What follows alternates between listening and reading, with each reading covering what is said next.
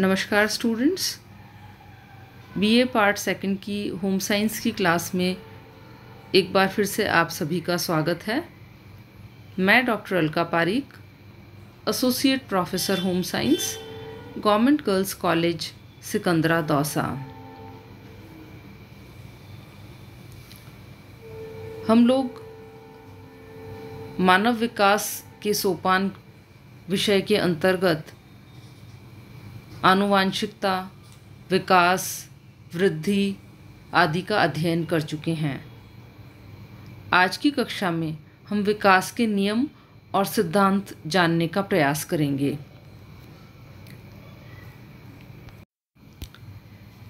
विकास एक निरंतर चलने वाली प्रक्रिया है जिसकी गति कभी तीव्र होती है तो कभी मंद। सामान्य तौर पर देखने पर ऐसा प्रतीत होता है कि सभी बालकों की विकास की प्रक्रिया एक सी ही है और विकास रुक रुक कर हो रहा है, परंतु वास्तव में ऐसा नहीं है। हर एक व्यक्ति या बालक का विकास करने का अपना एक अलग ही ढंग होता है। कुछ कदम कदम आगे बढ़कर विकास करते हैं तो कुछ प्रयत्नपूर्वक विकास के मार्ग पर चलते हैं और कुछ बालक लंबी लंबी पेंगे मारते हैं तो कुछ छोटी छोटी। मगर ये मत भूलिए कि विकास की क्रिया कुछ नियमों और सिद्धांतों पर ही आधारित होती है।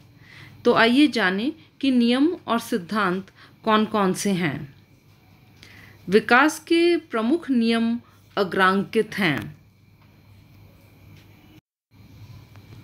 पहला, विकास में परिवर्तन होते हैं। ये परिवर्तन गर्भाधान से लेकर जीवन पर्यंत बिना टूटे और बिना रुके लगातार चलते रहते हैं।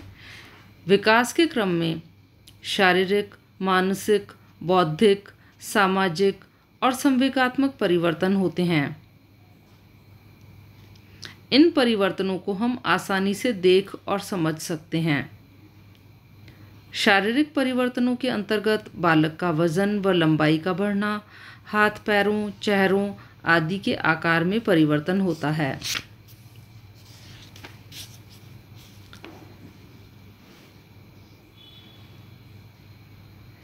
विकास में परिवर्तन न केवल शारीरिक होते हैं बल्कि मानसिक, मनोवैज्ञानिक, बौद्धिक और संवेगात्मक परिवर्तनों का भी अनुभव किया जा सकता है।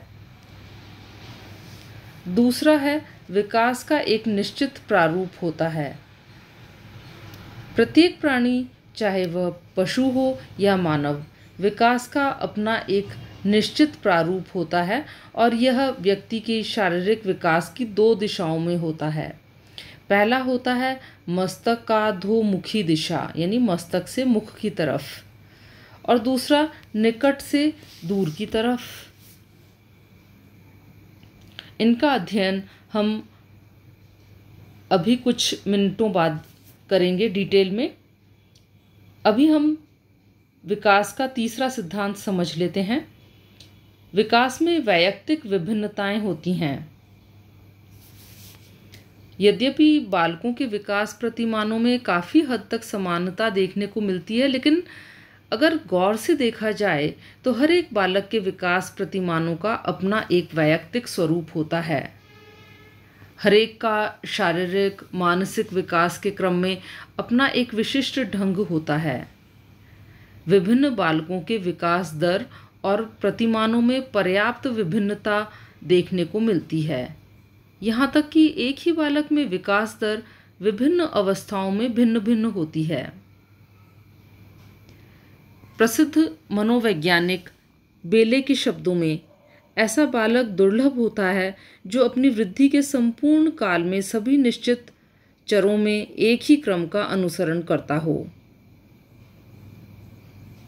कुछ बालकों में विकास अत्यंत तेजी से होता है तो कुछ में धीमे धीमे और कुछ में स्टेप बाय स्टेप फैशन में।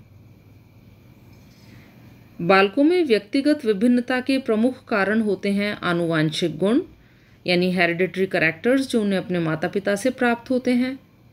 इसके अलावा एक ही माता से जन्मे हुए जुड़वा भाई या बहनों में भी अंतर देखने को मिलता है। इसके अलावा अन्य कारक हो सकते हैं जैसे पौष्टिक भोजन, उत्तम स्वास्थ्य, उचित जलवायु, शुद्ध और ताज़ी हवा, अच्छी शिक्षा, समय पर संवेगों का विकास आदि भी व्यक्तिगत विभिन्नता के लिए उत्तरदायी होते हैं। और इसी तरह से बौद्धिक विकास और मानसिक विकास के क्षेत्र में भी वैयक्तिक भिन्नताएं वंशानुक्रम से संबंधित कारकों, संवेगात्मक वातावरण और उद्दीपकों के ऊपर निर्भर करती है। चौथा है विकास सामान्य से विशिष्ट की ओर होता है। पांचवा, विकास अवस्थाओं के द्वारा अग्रसर होता है। यानी ऐसा नहीं होता कि एक ही साथ में बच्चा कुछ बहुत बड़ा अचीव कर लेगा, बल्कि छोटे छोटे स्टेप्स से गुजरते हुए बालक मेजर डेवलपमेंट को अचीव कर पाता है।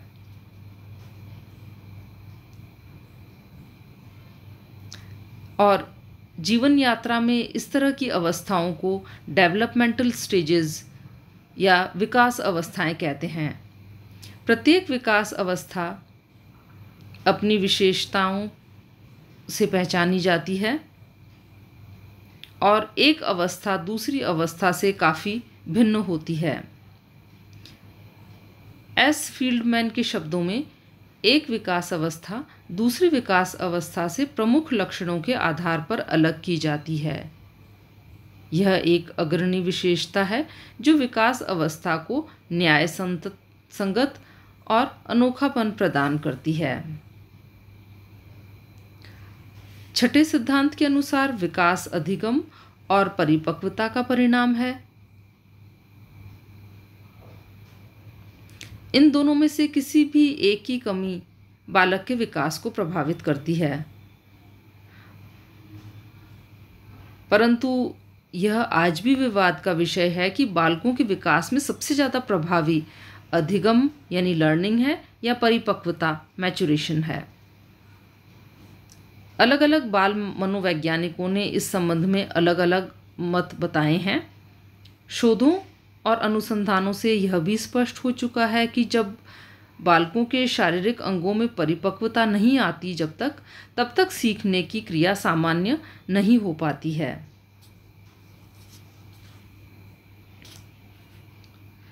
सातवां है विकास प्रतिमानों की भविष्यवाणी की जा सकती है।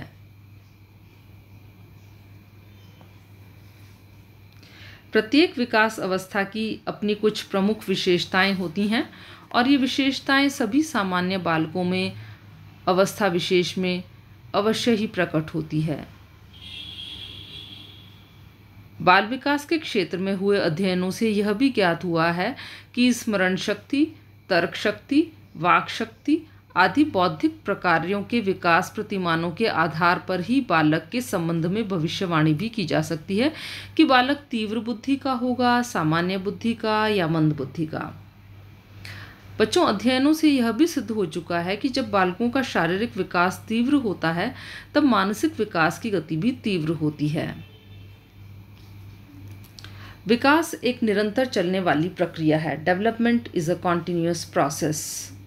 इसको हम पहले भी कई बार अध्ययन कर चुके हैं। नवां सिद्धांत है विकास की प्रत्येक अवस्था की अपनी कुछ विशेषताएं होती हैं। विकास के विभिन्न स्वरूप परस्पर संबंधित होते हैं। विकास की गति भिन्न भिन्न अंगों में भिन्न भिन्न होती है। इसे भी हम आगे समझेंगे डिटेल में। प्रारंभिक विकास उत्तरार्ध के विकास से अधिक महत्वपूर्ण है। यदि बालक के प्रारंभिक अवस्था पर ध्यान नहीं दिया जाता तो उसे अवांछित वातावरण में अगर पाला पोसा जाता है या तब ये देखा जाता है कि उस बालक का समुचित विकास नहीं हो पाता। कई प्रकार की बीमारियां उसे घेर लेती हैं और इसीलिए प्रायः देखा जाता है कि झुग्गी झोंपड़ी में पलने बढ़ने वाले बालकों में आपराधिक प्रवृत्तियां जन्म ले लेती हैं।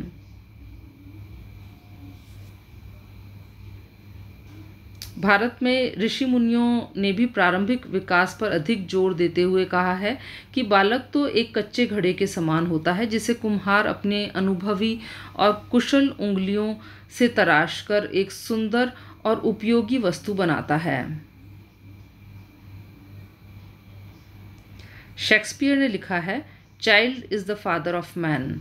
बालक जिन मूल्यों को बचपन से सीखता है वे मूल्य जीवन पर्यंत बने रहते हैं। छोटे बालकों को सिखाना आसान होता है क्योंकि उनका मस्तिष्क खाली स्लेट के समान होता है, जिसे जब चाहे उस पर वो लिखा जा सकता है। अर्थात हम बालक को जिस तरह से बनाना चाहें उस तरह से बना सकते हैं। विकास के क्रम में संतुलन और असंतुलन की अवस्थाएं आती रहती हैं। तो ये थे विकास के कुछ सिद्धांत और नियम।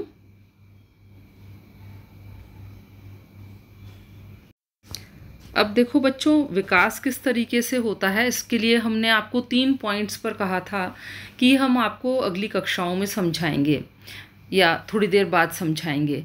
तो वो था कि विकास 3 तरीके से होता है बालकों के अंदर। पहला है सिफेलोकॉर्डल। सिफेलो बोलते हैं सिर को, और कॉर्डल पूंछ, यानी सिर से पूंछ की तरफ विकास होता है। दूसरा होता है प्रॉक्सिमोडिस्टल, यानी पहले मध्य की तरफ या निकट की तरफ या मध्य की तरफ विकास होता है और धीरे धीरे जैसे जैसे जो दूर के ऑर्गन्स हैं उनके अंदर विकास होता है। और तीसरा होता है जनरल टू स्पेसिफिक। जैसे पहले बच्चा बालक हाथ के जनरल मूवमेंट्स को सीखता है और उसके बाद ही लिखना, ड्राइंग करना, पेंट करना, ये सब कुछ सीखता है। तो ये 3 तरह से बालकों के अंदर विकास होता है। सिफेलोकॉर्डल यानी सिर से लेकर के पैर की तरफ, प्रॉक्सिमोडिस्टल यानी बीच से लेकर के साइड की तरफ, और तीसरा जनरल टू स्पेसिफिक यानी सामान्य से विशिष्टता की ओर। अब हम एक एक का थोड़ा सा और डिटेल में अध्ययन करेंगे। इनमें से पहला है सिफेलोकॉर्डल डायरेक्शन, यानी मस्तकाधोमुखी दिशा में। जैसा नाम से क्लियर है, cephalocaudal direction means head down to tail, सिर से पूंछ की तरफ। इसका अर्थ हुआ सबसे पहले सिर के एरिया में विकास होगा और उसके बाद नीचे के ऑर्गन्स के अंदर। विकास के इस क्रम में शारीरिक विकास सिर से पैर की तरफ होता है, अर्थात पहले विकास सिर वाले भाग में होता है, फिर धड़, पेट, पीठ और सबसे अंत में पैर वाले भागों में विकास होता है। भ्रूणावस्था में जब शिशु माता के गर्भ में होता है तब भी पहले उसके सिर वाले भाग का विकास होता है और उसके बाद निचले हिस्सों का विकास होता है। और शिशु के जन्म के बाद भी विकास की क्रिया इसी प्रकार से होती है।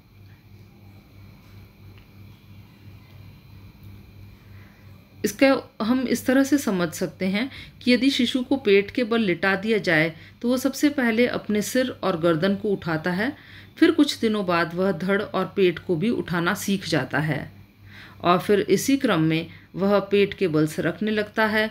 उसके बाद उठना, बैठना, चलना, दौड़ना, उछलना, कूदना आदि क्रियाएं करता है। बाल विशेषज्ञों का मानना है कि बालक में सिर से पैर की ओर विकास न केवल शारीरिक अंगों में ही होता है बल्कि मानसिक और संवेगात्मक विकास का भी यही क्रम होता है।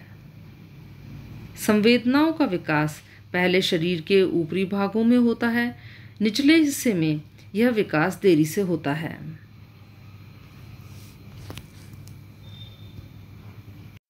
अब देखो दूसरा है प्रॉक्सिमोडिस्टल यानी निकट से दूर के विकास का क्रम। इसमें आप देख रहे हैं मिड लाइन शो की गई है। तो सबसे पहले मिड लाइन जो है वहाँ का विकास होता है और धीरे धीरे जो फार ऑफ ऑर्गन्स हैं उनके अंदर डेवलपमेंट होता है। इसे हम यूँ समझ सकते हैं कि पहले केंद्रीय यानी सेंट्रल भागों में यानी सुषुम्ना नाड़ी के पास वाले क्षेत्रों में विकास होता है और तत्पश्चात सुषुम्ना नाड़ी से दूर वाले क्षेत्रों में। उदाहरण के लिए शिशु के मस्तिष्क, गर्दन, धड़ और पेट के अंगों में क्रियाशीलता जल्दी आती है।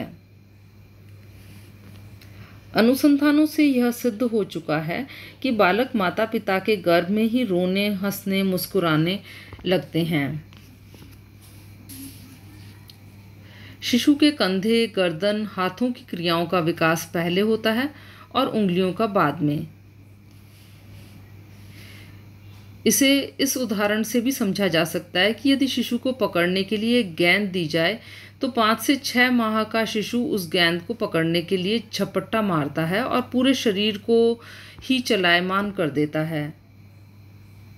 वह दोनों हाथों से झपटकर गेंद को पकड़ता है, लेकिन जैसे जैसे उसकी उम्र बढ़ती है वह गेंद को पकड़ने के लिए कलाइयों और उंगलियों का प्रयोग करना सीख जाता है। इसलिए हम ये कह सकते हैं कि निकट दूर विकास क्रम में जो अंग सुषुम्ना नाड़ी के पास होते हैं उनका विकास पहले होता है और जो अंग दूर होते हैं उनका विकास बाद में। इसी तरह से सामाजिक, मानसिक, भाषा, संवेगात्मकता, बौद्धिक व्यवहार आदि विकास प्रतिमानों का भी यही निश्चित क्रम होता है।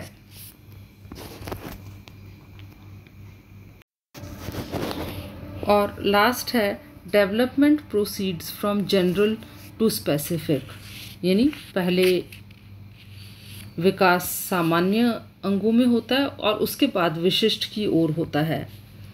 विकास विकास की जो अनुक्रियाएं हैं उन पे यदि गौर किया जाए तो पता चलता है कि विकास प्रक्रिया हमेशा सामान्य से विशिष्ट की ओर हुई होती है। बालक पहले सामान्य अनुक्रियाएं करता है और बाद में विशिष्ट अनुक्रियाएं करता है।